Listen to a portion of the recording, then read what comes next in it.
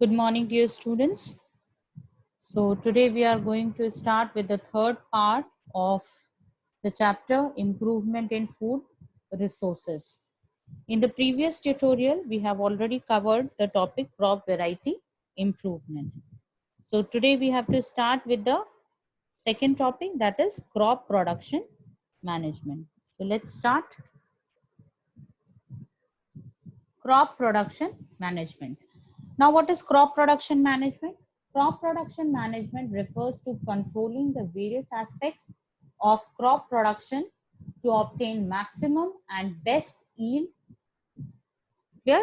That means we have to see how we can get the maximum and the best quality or the best yield from the crop. Now, what are the three components on which we need to work? First is nutrient management. Second is irrigation. Third is cropping pattern. It is very clear that nutrient is very important for the plants, then irrigation also, and then different types of cropping pattern. So today we are going to cover first two topics, that is nutrient management and irrigation. Now, what is nutrient management? Nutrient management means controlling the selection, timing, and amount of nutrients supplied to the crops. Like other living organisms, plants also requires inorganic elements for building their structure and metabolic processes. These inorganic elements are called nutrients. There are about 40 elements found in plant ash, but only 16 are essential for plant growth and development. Hence, these 16 elements are called essential elements. As we all are aware that everyone needs elements for or nutrient for their growth, whether it is plant or animal, both need this nutrition for their growth and development. So here in case of plants, there are 16 elements which is playing very vital role for the growth and development in case of plants. Now, what are the source from where we are getting these nutrients? That you can see in the table. Source, like from air, what we are getting? Carbon and oxygen. From water, what we are getting? That is hydrogen. Now, remaining 13 elements which we are getting from the soil, that is nitrogen, phosphorus, potassium, calcium, magnesium, sulfur, iron, manganese, boron, zinc, copper, molybdenum, and chlorine. Now, types of essential nutrients. On the basis of their requirement, on the basis of their need to the plant, it is further divided into two categories, and that division is done by a scientist Mays in year 1915.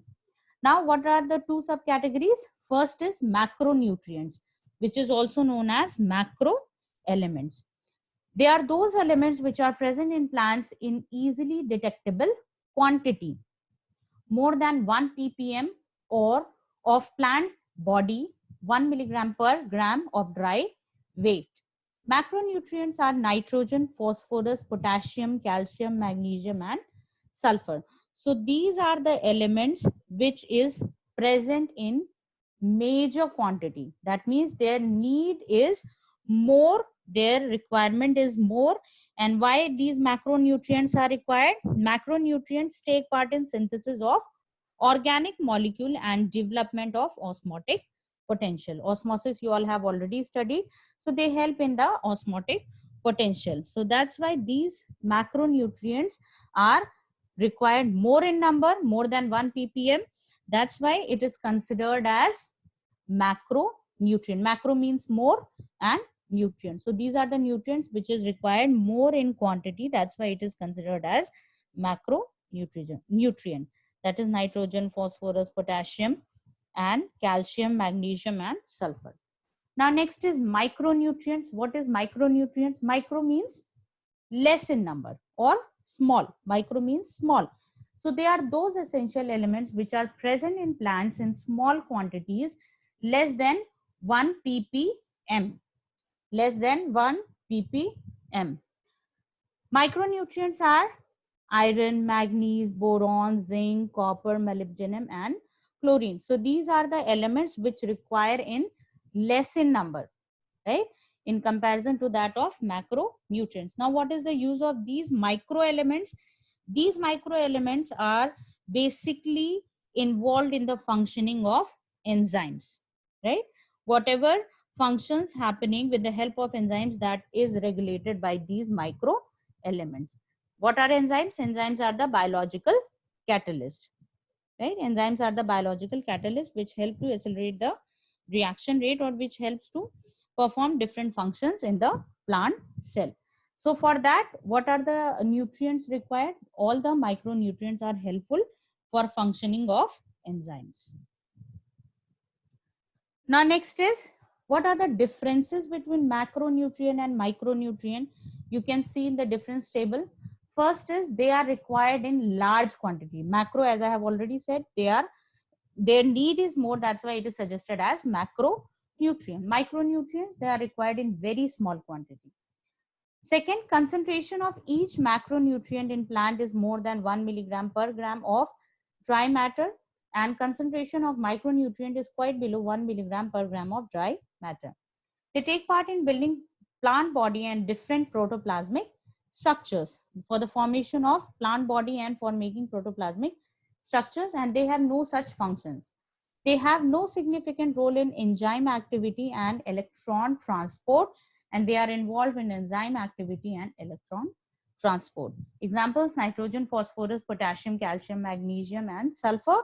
Here examples are iron, manganese, boron, zinc, copper, molybdenum, and chlorine. So in that way, one take part in the building of plant body and one take part in the enzyme activity of the plant. So these are the two important nutrients beside this carbon, hydrogen, and oxygen. These are the 13 elements which is very important for the plants, in which macronutrients plays more. They required more in quantity, and micronutrient required less in number. But both of them, but all the 16 elements are considered as essential elements. Now, we very well know that whenever we grow the crop in a soil, then these crop take all the nutrition, and then again we can't grow, or we can't go for the agriculture in the same soil. What is the reason? Because the crop plant will take the nutrition. So next is mineral replenishment. How we can replenish the mineral again into the soil? Soil is most important reservoir of plant nutrient. Crop plants regularly withdraw mineral from the soil. Unless and until minerals are replenished at regular interval, the crop plant will develop disorders in structure, growth, reproduction, functioning, and susceptibility. It is done with addition of manure and fertilizers to the crop field. So that is also a very clear point. In this, what we have to do, we very well know that once the crop grown, again we need to add something into the soil, so that again it will restore the fertility of the soil. So in that case, what are the two components which we can use to add and replenish the growth of replenish the fertility of the soil? That is by the help of manure and fertilizers. Now first is manure. What is manure? Manure is prepared by decomposition of plants and animal waste. It contains organic matter and nutrients. It helps to increase soil fertility. It also helps to reduce use of fertilizers and recycle farm waste, and protects the environment. Manure, simply we can say, it is a matter which we get by the decomposition of plant and animal waste. That means there is no use of chemicals. Like in case of fertilizer, it is chemical based, but in case of manure, it is completely based on the plants and animal waste. Now manure is further divided into different types. Like first is here given here, that is compost. How we prepare compost? Compost is prepared by decomposition of plant and animal waste in compost pit. We make a pit, and in that we put plant and animal waste, and then that compost prepared by using compost, we keep this plant and animal waste into the compost pit, and then with the help of the different types of aerobic and anaerobic bacteria, this compost pit will convert into a compost. Here, this whatever we have deposited in that compost pit will convert into a compost. Another form of compost, that is vermicompost.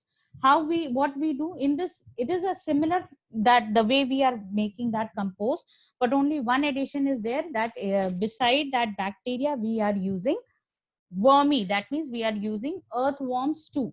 So earthworms, obviously it will help because they loosen the soil and they will help to mix the compost in a better way. So such kind of compost is known as vermicompost. Now compost is rich in organic matter and nutrients.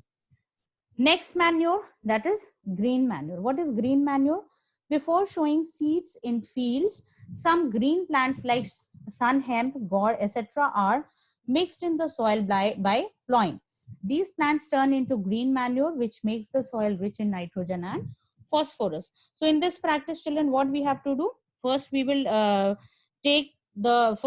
grow the sun hemp and gourd on that particular land, and then when it will, before flowering, we will again plow the field. So what will happen, whatever nutrition they have gained from the soil, that will come on the surface of the soil, and ultimately when we will sow the next crop, then that crop will get proper nutrition because of the growth of that sun hemp and because of that mixing of that sun hemp into the soil. So we will get the maximum nutrition from this particular soil.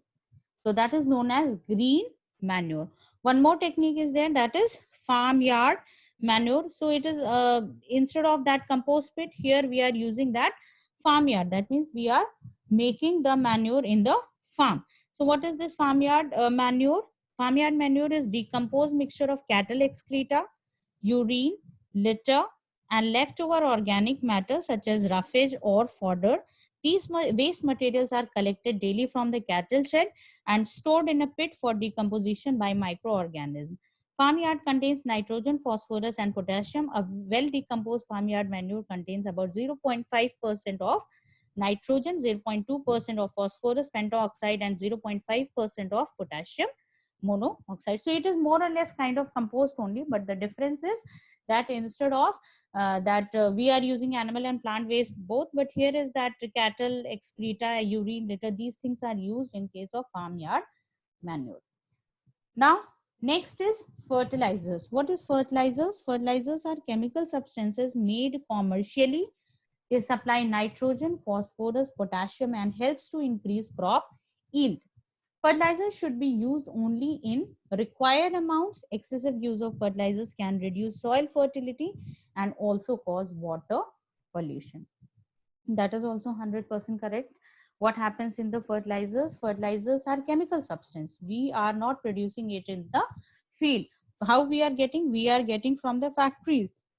We are making nutrient specific chemicals in the factories, which we mix with the soil in order to get the better yield, because we very well know some of the crops are nutrient specific or the macronutrient crops need. So how we can give that, we can give by the help of this fertilizer. They are pure chemical.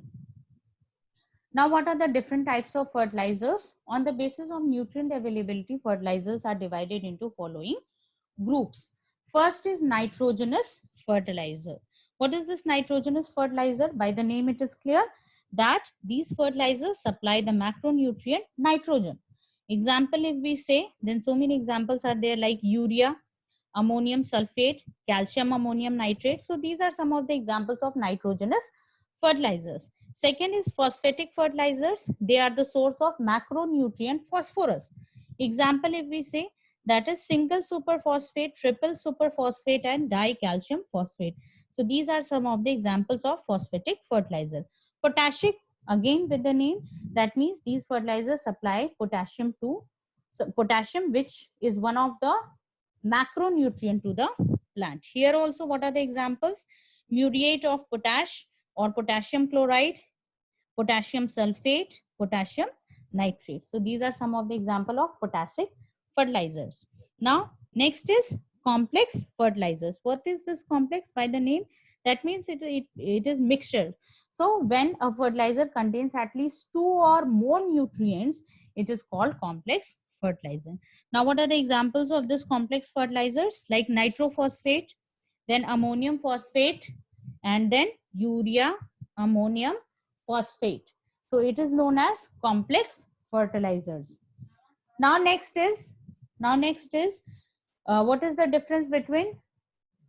Now next is biofertilizers and mycorrhiza. What is biofertilizers? Organisms which enrich the soil with nutrients are called biofertilizers.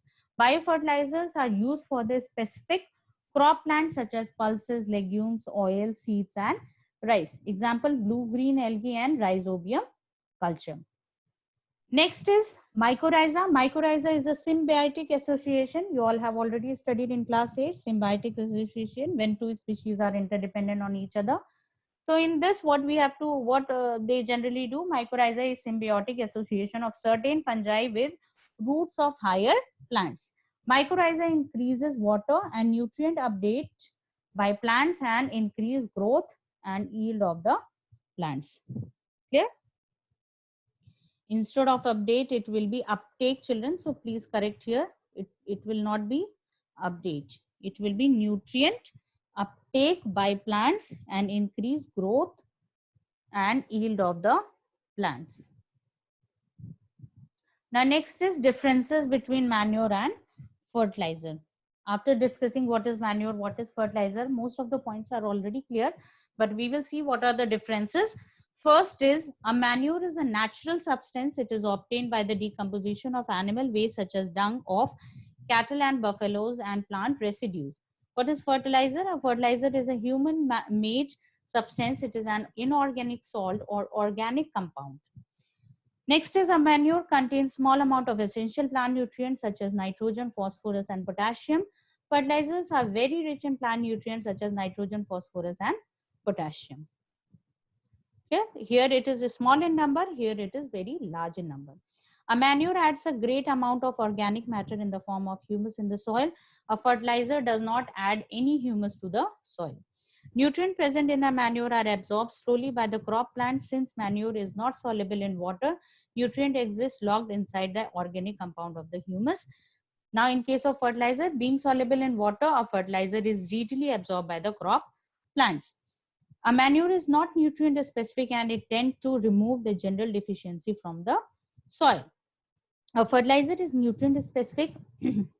It can specifically provide nutrients such as nitrogen, phosphorus, and potassium to the soil according to the need. A manure is voluminous and bulky, so it is inconvenient to store, transport, handle, and apply to the crop. A fertilizer is compact and concentrated, so it is easy to store, transport, and apply to the crop. Next is, a manure is cheap and is prepared in rural homes or field. A fertilizer is costly and is prepared in factories. So these are some of the differences between manure and fertilizers. Now next, what we have to study, beside the nutrients, beside the replenishment of the minerals, what else we have to see in order to increase or in order to enhance the crop production management, that is irrigation. We have already studied this topic in class 8 also. So we all know what is irrigation. The supply of water to the crop is called irrigation. Water is necessary for the proper growth of plants and helps to increase crop yield. Different kinds of irrigation system are used to supply water to agricultural land. They are wells, canals, rivers, tanks, check dams, etc. So these are some of the different ways by which we can provide the water to the field. First one is well. There are two types of wells called dug wells and tube wells. In dug wells, water is collected from the water bearing strata. In tube wells, water is collected from the deeper strata. So these are two different types of wells. Now what is canals? In this system, canals receive water from reservoirs or rivers and distribute it to the field. From where we are receiving the water? We are receiving the water from the rivers. Next is river lift systems. In this system, water is lifted from the rivers to irrigate field close to rivers. Next is tanks. So these are small storage reservoirs which supply water to the field. So in tank we collect and then we supply the water to the field. Check dams. These are used to stop rain from flowing away and help to increase ground water level and reduce the soil erosion. So we will make a dam, and in that way we will stop the rainwater and then it will get inside the ground and it will help to increase the water level inside the groundwater, and with this we can increase the water irrigation. Next is drip and sprinkler system. This you all have already studied in class 8. So in this sprinkler, first diagram is showing that sprinkler, that in that what happens, a rotating nozzle will be at the top which will rotate and which will give the water to the field. In drip, it will be horizontal pipe and it will have small holes which will allow the water to reach to the roots drop by drop. So both the sprinkler and drip irrigation help to save a lot of water. Next is rainwater harvesting. Rainwater is collected and used for recharging groundwater by sinking deep drain pipes. It can also be poured into the wells or used to recharge groundwater by digging up wells. So rainwater harvesting, again, it is very important. We collect the rainwater and with that we can irrigate the field. Now what are the some factors which is controlling the irrigation? We can't irrigate every field in the same manner, every crop in the same manner. So what are the two things which we have to keep in mind? First is irrigation depends upon the nature of the crop plant. Second, irrigation depends on the nature of the soil of the crop field. That means if we are, what kind of crop we are growing, like paddy needs more water. So in that we have to irrigate the field in that way. Other crops, some of the crops are there which require very less water. So in that case, we have to use such technique. Now depends on the nature of the soil, that also matter, whether it is what kind of soil it is, clay soil, sandy soil, loamy soil. According to that, we have to see that how much water we have to give to that particular field. Now what else is there? That is, what will be the advantages of doing this irrigation?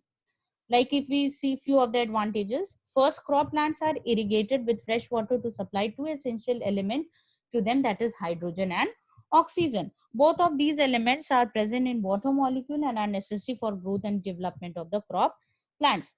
Irrigation of crop field is necessary to provide sufficient moisture for the germination of seeds, as seeds do not germinate in dry soil. Irrigation of crop plant is essential for the growth and elongation of the root of the crop plants. This is because roots of crop plants fail to develop and elongate in dry soil. Irrigation is necessary to increase the number of aerial branches in crop plants so as to get to a good crop yield. Irrigation is essential for the absorption of nutrient element by the crop plants from the soil. The irrigation water tends to dissolve the nutrient present in the soil of a crop field to form a solution. This solution of nutrient is then absorbed by the roots of the crops for the development of the plants. So these are some of the advantages of the irrigation. So today we have already completed what are the different types of irrigation, what is irrigation, what are the some factors which is controlling the irrigation, and why this irrigation is useful, or what are the advantages of irrigation we have. So we are done with the two topics today. Now in next class I'll be starting with the next topic. So here are a few questions which you have to complete in your the same copy where you are completing your notes. In the same copy you will be writing the assignment as well. Make proper index, date, then chapter name, everything in a proper way. Write in a sequence the way I am providing. Whatever I am giving in the video, that you have to write as the notes. So now what are the questions which you have to complete? First is write down the differences between macronutrients and micronutrients. Second, what are the different types of irrigation system? Third, differentiate between manures and fertilizers. Fourth, name 4 groups of fertilizers. And the last one, what is green manure? So I hope chapter is clear. If you have any doubt, you can write in comment box. Thank you. Happy learning.